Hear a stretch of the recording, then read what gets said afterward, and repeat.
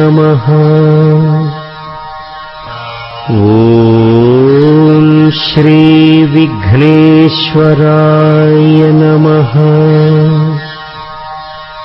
ఓం శ్రీ విఘ్నేశ్వరాయ నమః శుక్లాంబరధరం విష్ణు శశివర్ణం చతుర్భుజం ప్రసన్నవదనో ధ్యాయేత్ సర్వవిఘ్నోపశాంతయే.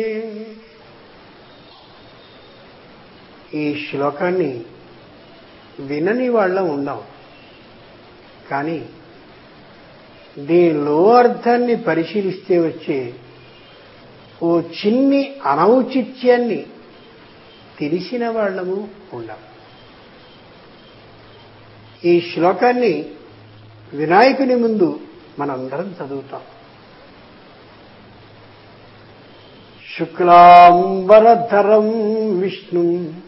శ్లోకం ఏం చెప్తోంది అంటే విష్ణువుని ధ్యానిస్తున్నాను అని చెప్తోంది. శుక్లాంబరధరం విష్ణువుని ధ్యానిస్తున్నానని.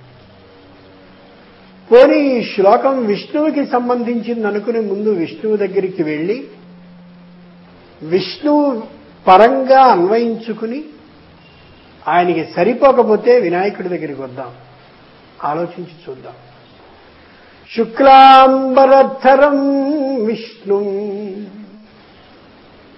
శుక్ల అంటే తెల్లనైన, అంబర వస్త్రాలని ధరం కట్టినటువంటి విష్ణువుకి నమస్కరిస్తున్నాను అని మొదటి మాటకి అర్థం.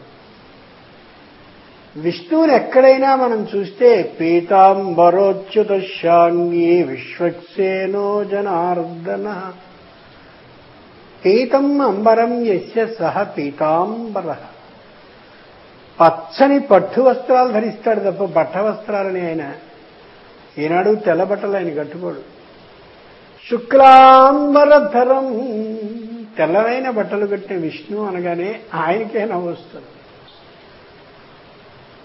శశివర్ణం. శశి అంటే చంద్రుడు. శశివర్ణం,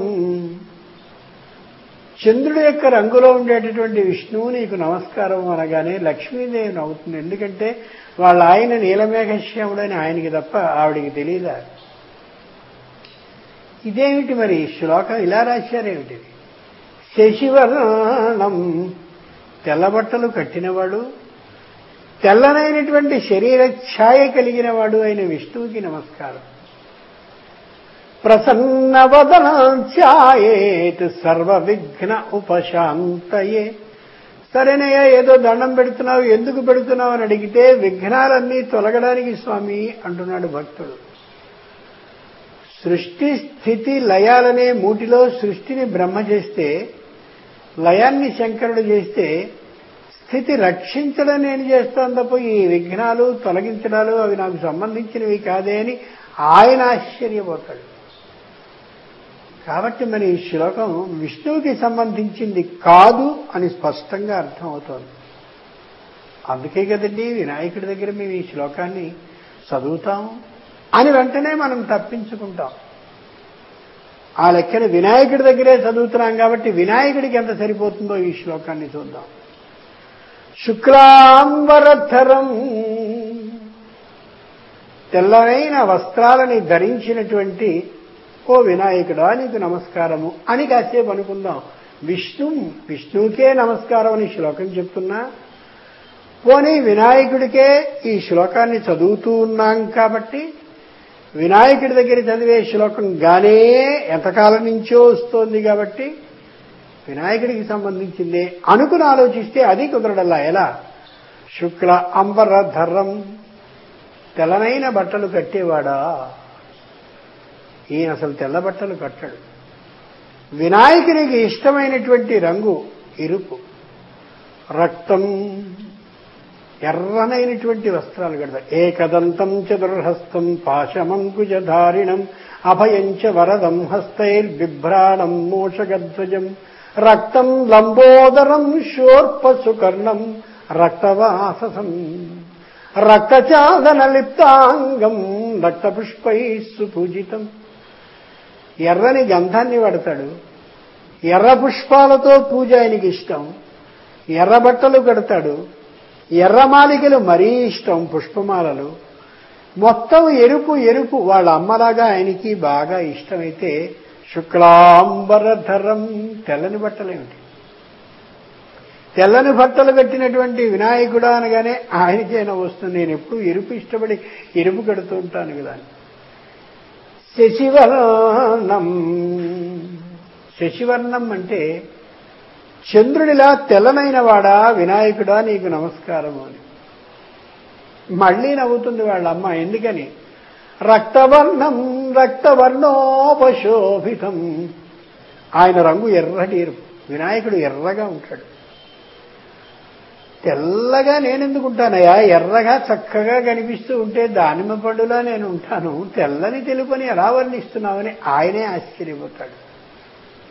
విఘ్నాలని నివారించే దైవము అని అనుకుంటూ ఉంటే ఆయనకి సంబంధించిన శ్లోకానికి అర్థమే చెప్పుకునే సందర్భంలో విఘ్నం వచ్చి పడింది.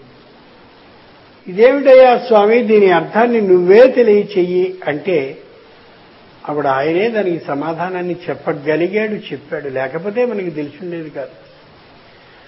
శుక్లాంబరధరం విష్ణు, ఇది నిశ్చయంగా వినాయకునికి సంబంధించిన శ్లోకమే. ఎలాగా? శుక్ల అంబరధరం. శుక్ల అంటే తెల్లనైన, అంబర అంటే వస్త్రాలు కాదు, ఆకాశం అని అర్థం. ఆకాశాన్ని ధరం, ధరించినవాడా నీకు నమస్కారము అని. ఆకాశాద్వాయు వాయోరగ్ని అగ్నేరాప అభ్యః పృథివీ పృథివ్యా ఓషధయ ఓషధీభ్యోన్నం అన్నాత్ ప్రజా. ఆకాశం నుంచి వాయువు, వాయువు నుంచి అగ్ని, అగ్ని నుంచి నీరు, నీటి నుంచి పృథివీ, పృథివీ నుంచి ఓషధులు, ఓషధుల నుంచి అన్నం, అన్నం వల్ల ప్రజ, ఇలా వస్తుంది అని. మొత్తం అన్నిటికీ మూలమైనటువంటి ఏ ఆకాశం ఉందో ఆ ఆకాశాన్ని ధరం, ధరించినవాడు అని అర్థం. అంతటి ఉత్తముడు ఆయన. మొత్తం ఆకాశాన్ని తన అదుపులో ఉంచుకున్నటువంటి వాడు, సర్వ అధికుడు అని అర్థం. శుక్లాంబరధరం, ఆకాశం కాలానికి సంకేతం అని అనుకున్నాం కాబట్టి సర్వకాలాన్ని తన వశంలో ఉంచుకునేవాడు అని అర్థం. కాలమనే దానిలోనే విఘ్నం వస్తూ ఉంటుంది కాబట్టి కాలాన్ని తన వశంలో ఉంచుకునేవాడు వినాయకుడు అనుకుంటున్నాం కాబట్టి నిశ్చయంగా విఘ్నాలని రూపు మాపగలిగిన శక్తి ఉన్నది వినాయకునికేనేది యథార్థము అన్నమాట. శశివర్ణం, రెండవ విశేషణం శశివర్ణం.